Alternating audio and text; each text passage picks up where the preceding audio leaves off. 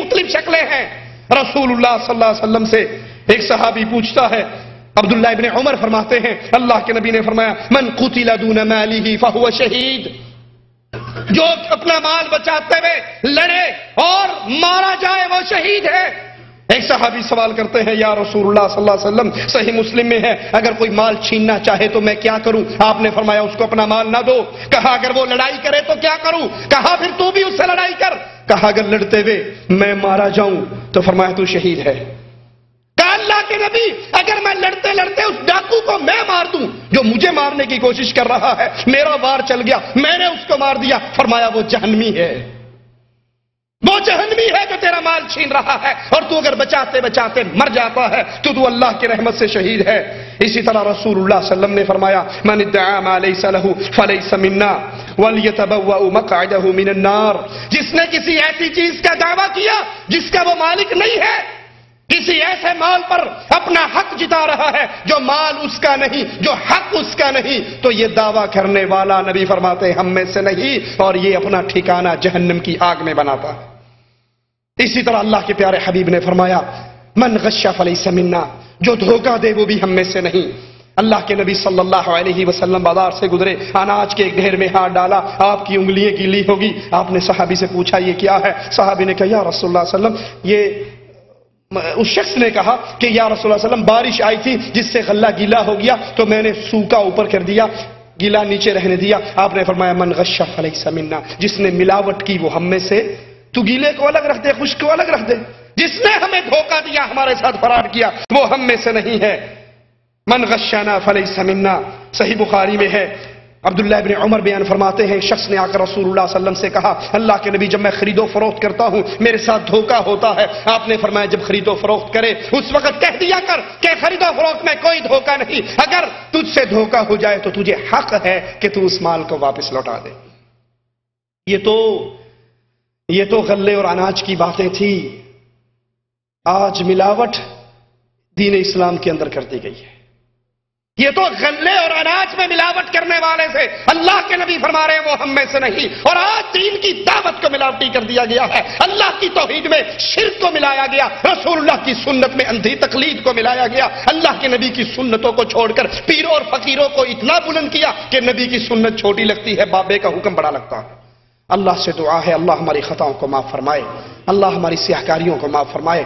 اللہ نے توفیق دی تو انشاءاللہ اگلے درس میں اس موضوع کو پورا کریں گے۔ وہ بدنصیب جن کا ذکر رہ گیا، جن کے بارے میں اللہ کے نبی نے فرمایا وہ ہم میں سے نہیں، اللہ نے زندگی دی، توفیق دی، موقع دیا، تو اگلی ملاقات میں اس کو بیان کریں گے۔ اقول قولی ھذا واستغفر اللہ لی ولکم ولسائر المسلمین فاستغفروہ انہ ھو الغفور الرحیم۔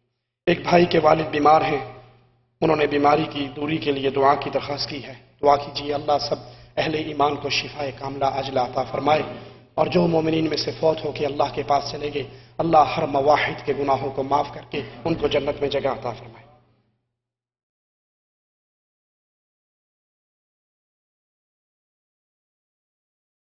ایک آدمی جماعت میں رکوع کے اندر ملتا ہے تو کیا وہ پوری رکعت پا لیتا ہے یا آخر میں دوبارہ ادا کرے گا؟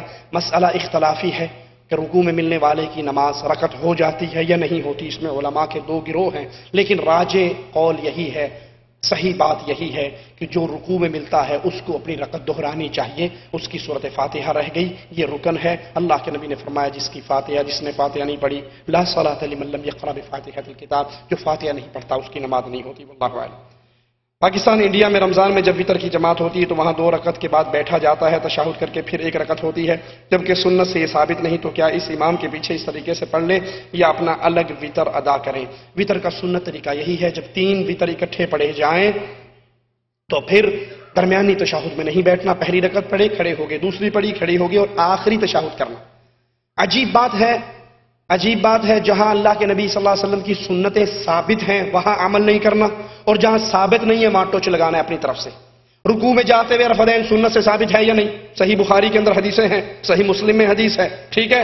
رکوع سے اٹھتے ہوئے صحیح حدیث کے مطابق رفعین ثابت ہے، 2 رکعتیں پڑھ کے کھڑے ہوتے ہوئے رفعین ثابت ہے، جہاں ثابت ہے وہاں کہیں گے اجی یہ رفعین کرنا مکھیاں اڑانا ہے، سنا ہوگا اجی آپ نہیں جانتے یہ رفعین اس لیے ہوتی تھی کہ اس وقت نا بت لوگ لے کر آتے تھے، ان سے کوئی پوچھے جماعت سے نماز تو مدینے میں فرض ہوئی، بتوں والی پارٹی مکے میں رہ گئی تھی، ایتھے بت تو سپلائی کرتا رہے، یہاں بت کون دیتا رہا؟ بت والی پارٹی مکے میں رہ گئی، مدینے میں جماعت سے نماز فرض ہوئی۔ اچھا اگر بت تھا بھی صحیح، اس سے زیادہ بڑا تو بت نہیں ہوگا نا، یہ دیکھو یہ بت شریف یہاں آ گیا، ٹھیک ہے، اللہ اکبر، ایویں کر دینے نا، یہ کرنے والے تو سنت کے مطابق چھوڑے ہیں، اور یہ اب وہ پہلی کرنے سے بت گرا یا نہیں گرا؟ جب پہلی سے بت گر گیا اس کو بھی چھوڑ دو، یہ کیوں کرتے ہو؟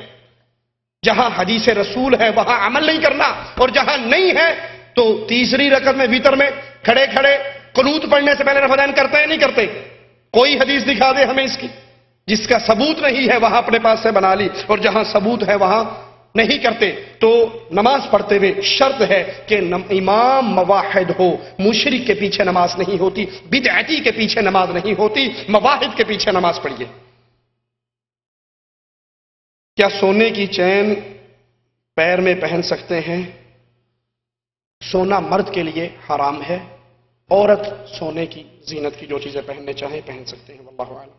کسی کے مرنے پر اس کے نام پر غریب لوگوں کو کھانا کھلانا، اس کے نام پہ قرآن خوانی کرنا ثواب کے لیے کیا یہ جائز ہے؟ اگر اس کام میں ثواب ہوتا تو کیا رسول اللہ صلی اللہ علیہ وسلم ختیجہ کے مرنے پر نہ کام کرتے؟ یہ ابراہیم کی وفات پہ یہ کام نہ کرتے؟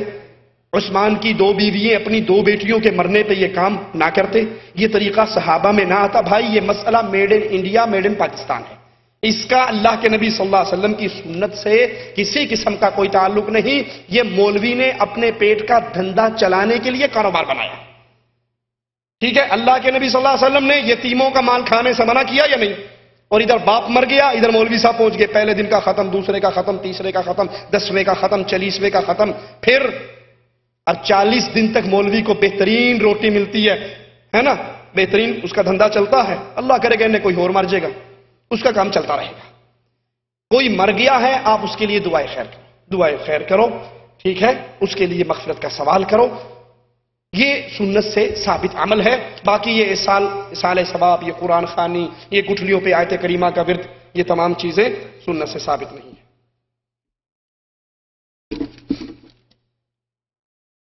4 سنت ایک سلام سے پڑھنا، جی 4 رکعت اکٹھی پڑھنا بھی ثابت ہے، لیکن افضل یہی ہے کہ نفلی نماز 2 کر کے پڑھی جائے۔ جزاکم اللہ خیر، سبحانک اللہم و بحمدک، استغفرک۔